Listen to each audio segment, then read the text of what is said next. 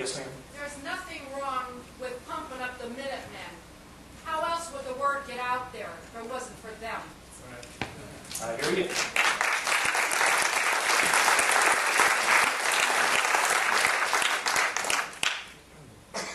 Towards the end of the movie, you had a bunch of logos popping up about people who are contributing campaigns so they don't vote or for or against this. Do you have any more in-depth information on who those major corporations are outside of some of the more obvious ones? Or a website. I do, but that's a whole, originally this movie was 3 hours and 45 minutes long. I had a couple people come up to me and say, I like your movie, but why is it so long? I was like, sorry, I did the best I could. Take the information that we have now. We've tried to pick the most representative stuff of what we saw and who the players were and follow it up. Because so much has changed since this movie came out. Most of the stuff you see in this movie is 2 years old. And this is, I didn't really answer your question, did I? No, well, no, you didn't, but it's a start. Okay. That's people ask me for my opinion all the time and all this. It's like, guys, I showed you what's on the border. You saw what I saw. Take that as Americans. Go forth. Hold your politicians accountable. Find out the truth about what's going on, because it's important. Yes, ma'am? If you could do just 2 things after having been on the border to solve the border problem, what 2 things would you do? Like if I was in charge? Right, if you were president. If I was the president, the first thing I'd do is I would help those ranchers and residents that are down on the border, losing their ranches and losing their business. The second thing is I would take steps to stop one more Mexican from dying in our deserts. I would make that happen tomorrow. And it's not rocket science how to do it. The president's the most powerful man on the planet. He's the leader of the free world. He could do this tomorrow with a stroke of his pen. But I'm not the president. I'm just a guy that made a movie.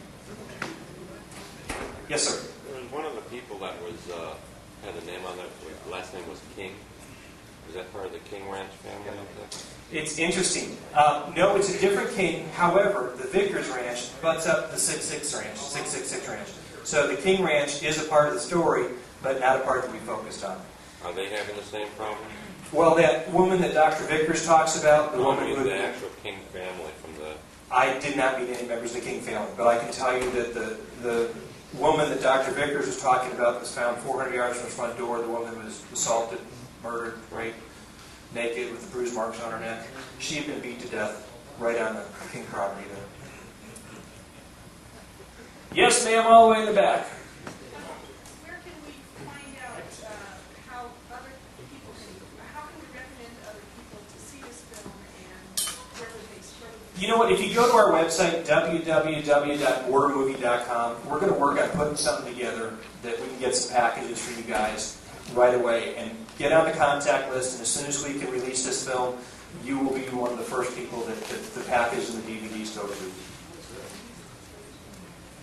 Yes, ma'am. Pardon me? Well, yeah, but I got to sell this one first. How about if you make one that shows how rich Mexico is? It's the richest country in America. That. And how Good luck with that one. unevenly their wealth is distributed.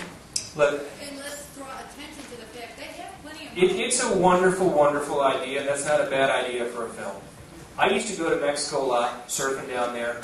When I first heard about people getting guns put to their head and made to carry drugs, the women getting raped in the deserts, I didn't hear from it from a bunch of white guys down in Arizona.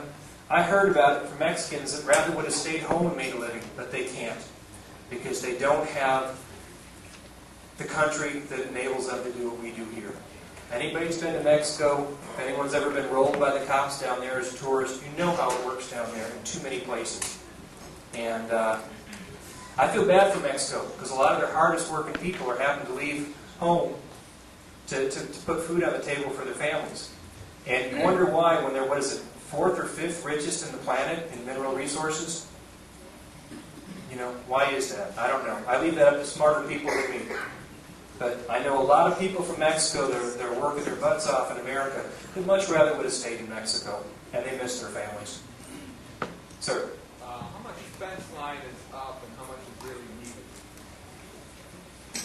Well, I don't know how much is actually up. And and it depends who built it. Are you talking about the MCDC fence? Are you talking about what the government was building? And how much is needed?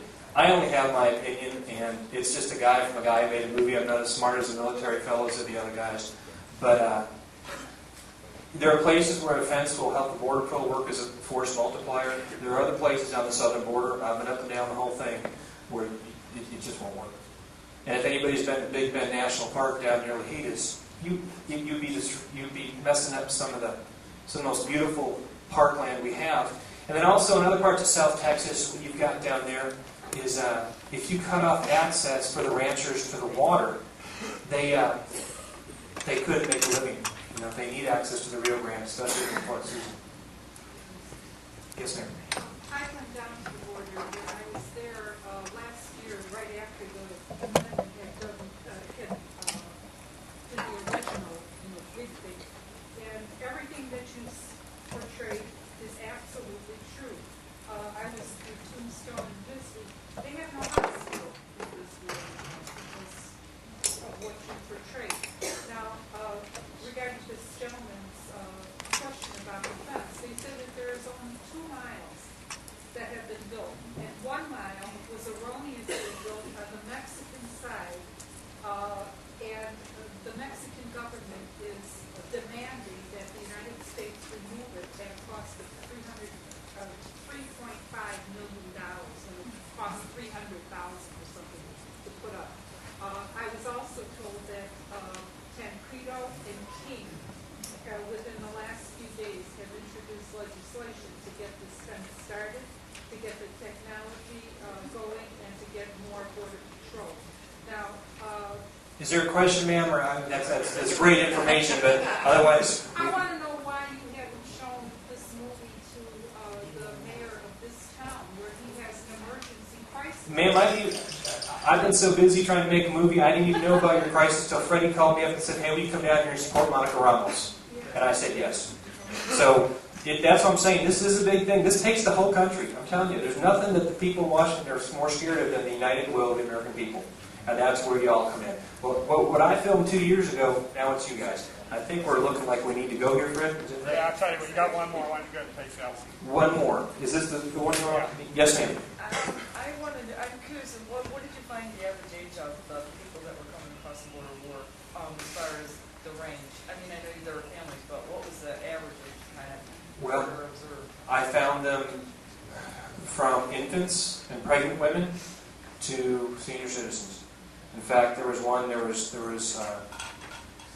You can usually tell. You get a desert sense down there. You can tell a long ways off whether people coming through, whether they're immigrant workers, whether they're professionals, whether they're smugglers, whether they're military, just by the way they walk.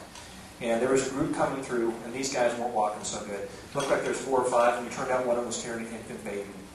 And there were some activists down there in the border, and they came and got this Minutemen couple was there. They were in their late 60s, early 70s, and the guy starts screaming at this woman, this grandfather type, baby killer, and they're like, "What are you saying? We just, Border Patrol's here. They're getting fluids into that baby. She's going to be okay now." And they're going to try it again, and he's going to die. And this time when he dies, it's going to be your fault because you killed that child. So that was a little baby.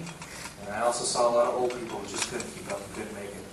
Folks, thank you so much for your time. And thanks for having me. Big round of applause for Chris.